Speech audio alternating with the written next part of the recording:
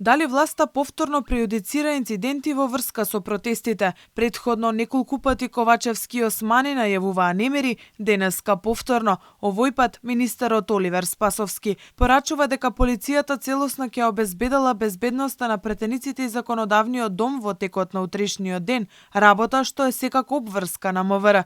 Но прашањето е зошто ова треба да се нагласува? Што знае Спасовски што граѓаните не разбираат? Оваа изјава доаѓа по само 2 дена, откако министерот протестите ги спореди со настаните од 27 април. Министерството за внатрешни работи е подготвено да одговори на било каков безбедносен предизвик кој што ќе стои пред нас. Имаме податоци за тоа што подготвуваат, како се припремаат одредени групации во рамките на сите овие организации и организатори кои што ние ги случуваме за менување на нивни стратегии и така натаму, меѓутоа сите тие податоци, информации се анализираат и на основа на тоа се подготвува целиот тој план кој што треба да гарантира безбедност и спокојство кај граѓаните.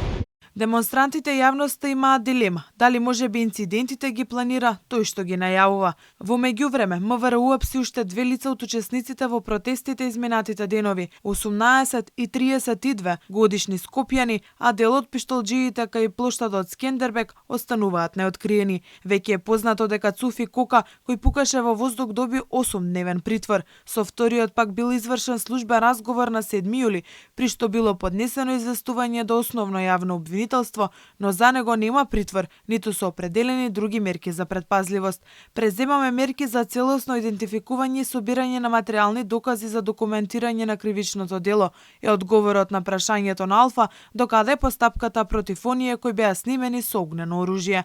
И додека чекаме разврска во врска со носителите на огнено оружје, МВР е брзо во апсењето и собирањето докази за поддржувачите на протестите.